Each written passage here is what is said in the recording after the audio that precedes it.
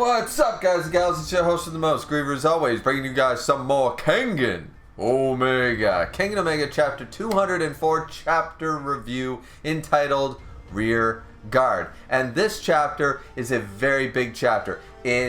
A lot happens in this chapter, and at the same time, not very much at all. And you guys will understand exactly what I mean. It is a good chapter. It's a very good chapter, but we're jumping all over the place. This is what I like to call as a building blocks chapter. And what do I mean by that? Well, because we're jumping all over the place. We jump through a bunch of different characters and what's going on with them, progressing multiple storylines, starting new fights, meeting new characters, and this is all happening and all in the span of this one chapter, right? So that's what I mean by a lot's happening, but not a whole lot within each scene in the strictest sense. But either way, it's a very, very good chapter. Starting off, we see Oji's body, and I guess I misunderstood. I thought something else had happened. Holy hell, and Hanabanasket did this guy. Gamukaku literally pushed, and I must have missed this last chapter, literally pushed and caved in his entire skull and head inside his torso. Like, whoa.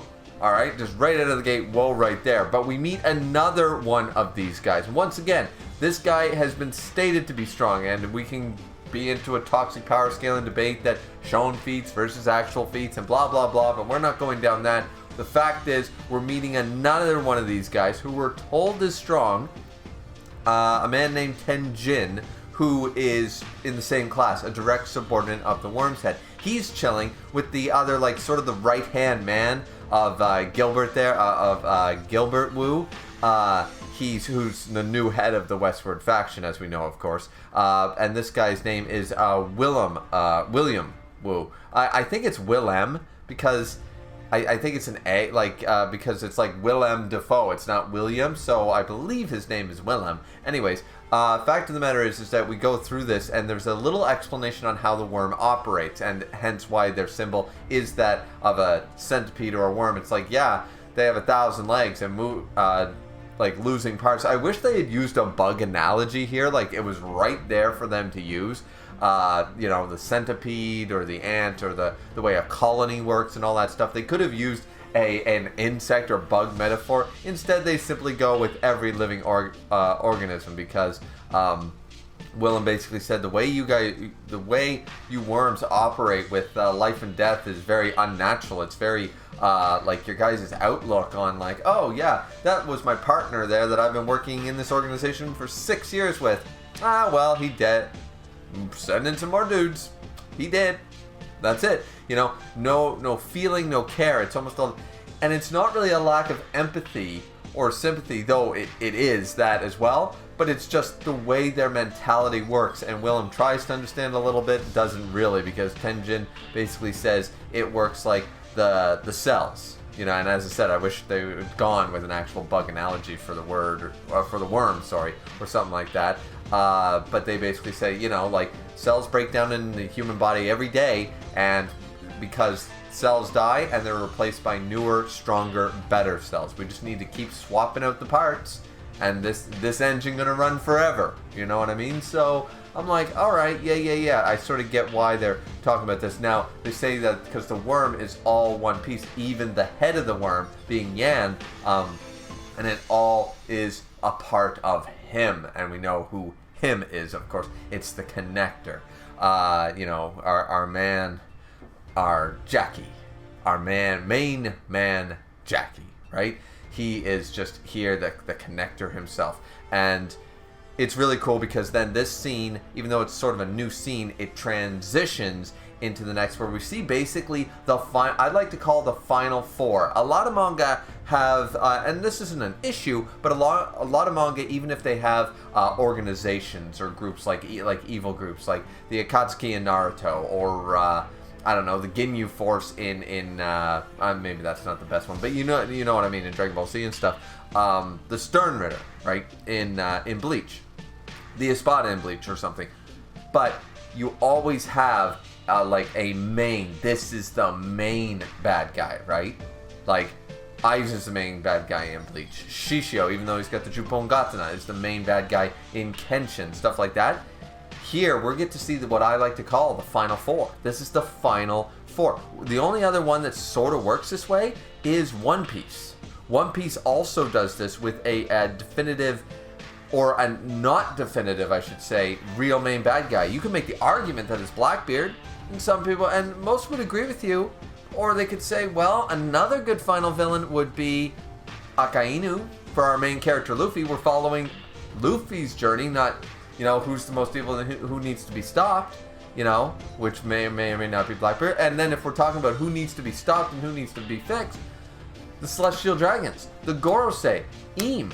There's a multitude of main villains in that story, and right here, that's what we're seeing, because realistically, this scene is good, well transitioned, but it's just Yan thinking about what to eat for dinner, talking about sushi and teriyaki and stuff like that, and just right out of the gate, that is an odd craving to all of a sudden be like, I could go for some sushi.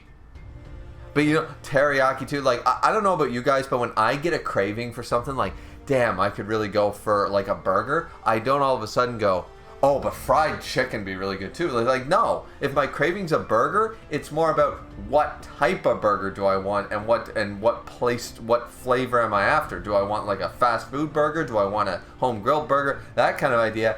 You could argue teriyaki, I don't know, like sushi and teriyaki to me are totally different.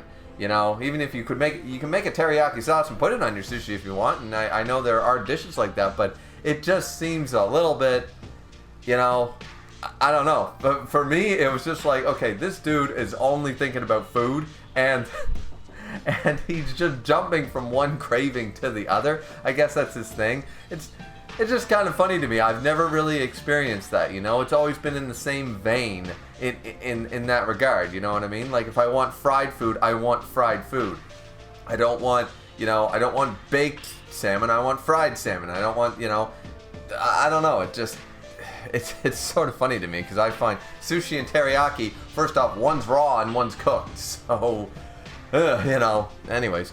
And then we see, as I said, the main Final Four are here. We got Gilbert Wu, who hopefully is going to do a little bit better showing. Edward did a good showing. Let's just acknowledge that. There was a little bit of stuff. It was not well translated on page to readers' eyes what went down in that fight. But yeah, and then you have Yan, who people are hoping for great things from Yan, Head of the Worm. He literally means absolutely nothing to me. I have no care about this dude.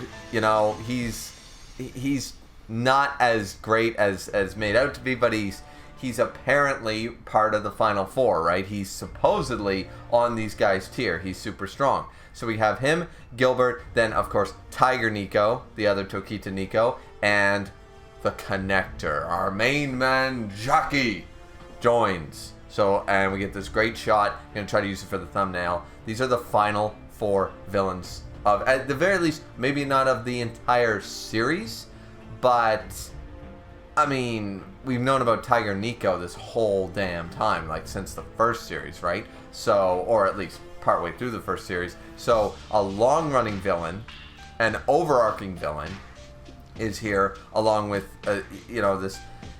this idea that the Worm storyline and the big fights are going to happen. This I always thought was going to be like the rescue arc, and I even made a video about that. This is like the, go rescue Killua, go rescue Ren, go rescue, the Sasuke retrieval, go rescue one of the characters, one of your main, your protagonists. And then it was going to go get in, maybe fight some powerful dudes, maybe fight one of these guys and get out. It seems like the stars are aligning and we're going to be, I don't want to get my hopes up too much, but are we going to fight the final fights all right here in the inside? It's all set up here. They're all in the inside at the same time as some of our main characters and guys who can actually put up a fight potentially against some of these guys. Not saying they can win, but at least we do have some level of contenders on the team, We got Oma, of course, and Retsudo and stuff. So, but damn.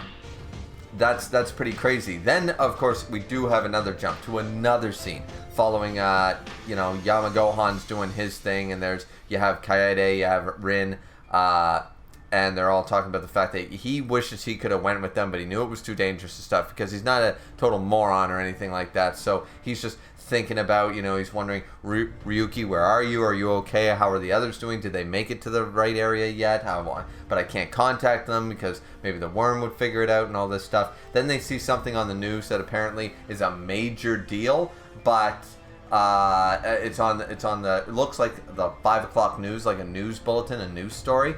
We don't get to find out what that is, so it's another just a couple page scene in the chapter trying to hype us up for, who knows, right? One of those type of fake out scenes, right? So I'm sure we'll find out either next chapter or in a couple chapters.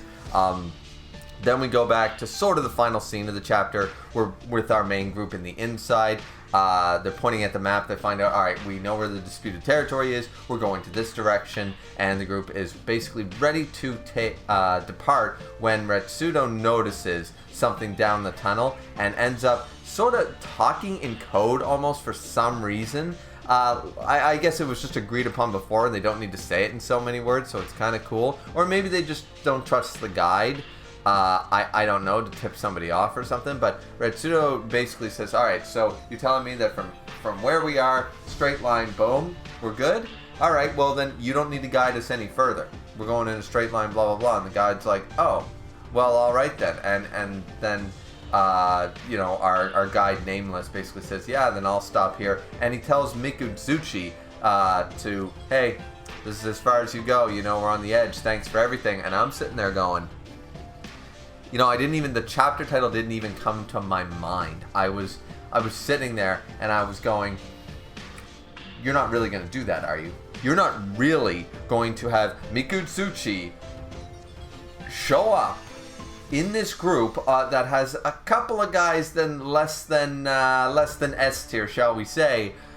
You're going to bring the A game, quite literally, and then he doesn't fight. He shows up, he guides them through, he's just there for the fun of it, and then he leaves with no fight, with no major fight.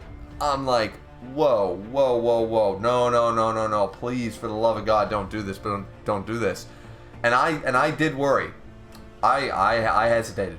I hesitated moving forward in this chapter. I'm not going to lie to you guys. But what ended up happening was, of course, we see that he says, yeah, well, I'll turn back now. Let's go, blah, blah, blah. And as those four end up leaving, so Kogo, Ryo, Retsudo, and Oma, they all take off down the tunnel, and they're going to end up in the disputed territory. So once again, we're moving the plot along. We've got the meeting that maybe we'll see what they're going to talk about with the, the final four villains, as I said. I'm just going to keep calling them the final four. So the final four meeting, there's a big news story with, Yamagohan stuff. And then, to connect the first part to this last part, they move on. They're finally going to end up in the disputed territory. Mikudzuchi has technically left them, but he stays here as a rear guard because who Retsudo could sense or see was none other than Tenjin himself is here. Tenjin himself, one of the other guys that, once again, Mukaku said was strong, even though he kicked his ass.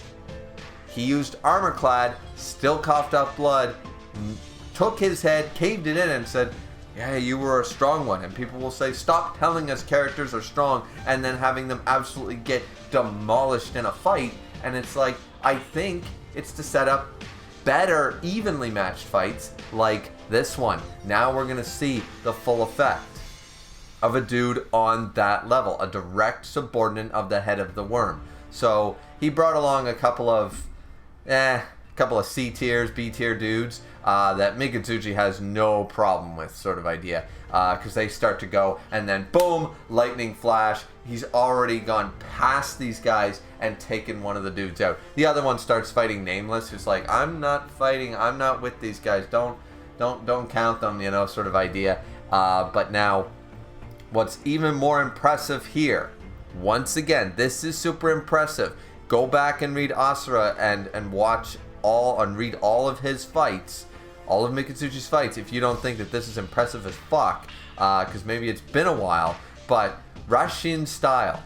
He goes forward, then he comes back against this guy with a lightning flash. He turns, manages to catch the fist around the wrist, grabs it, and then pulls him up out of the air, and it's like, oh, I caught your lightning flash, like just like that. And then even though Mikazuchi manages to, get a thunderclap attack, like a kick in to sort of dislodge himself before he can, launch a counterattack, even that, while being grabbed and trying to perform his own counterattack, was still blocked. So two attacks from the fastest style, from the lightning style, from the Rashian style, were caught and then blocked by this man Tenjin. So this is not only showing the level of this new class, I guess there's probably going to be multiple of them, this direct subordinate to the head of the worm. They really need to streamline that and just call them bodyguards or something like that. I didn't make it easy, but this new class that seems to have appeared, because he took damage, because he's got a heavy bruise where he blocked it and stuff, but Mikazuchi is like, he guarded against my lightning flash. This dude's tough. So now we've been told twice these type of guys are tough, but boom, they are ready to go. He kicks his shoes off and says, you can't dodge lightning. And then boom, that's the end of the chapter, and it's just like, okay, so we're actually going to get a fight. As I said, I was like, no, this chapter is going to be so bad if Mikazuchi literally is going to leave, and we're not going to get a fight with him. He's going to leave the group and did nothing. Well, what was the point of him coming to the inside? No. He's acting as the rear guard, and he's here to block anybody so their progress can continue, and let's freaking go. Chapter 205, please don't jump away from this fight. I want the whole chapter to be part of the fight. I want a nice long fight with Mikazuchi. We haven't had that in so long. It's no different than certain guys like Hatsumi and stuff. We want to watch these dudes go all out in a fight, in a full-length fight. We really want it. At least I do. I don't know if people still call Mikazuchi a simp or something like that. It's like, he's not, but anyways, it is what it is. But what do you guys think of the chapter? Let me know that down in the comment section down below. I really enjoyed this chapter. As I said, there was a lot to talk about. But yeah, I think I've covered everything. Anyways, anything I missed, well, sorry about that. But it is what it is. Great chapter. Let's look forward to chapter 205 of Kengan Omega. Don't forget to like, comment, and subscribe. And we will see you guys back here next time for the next chapter. Have a good one. Sayonara.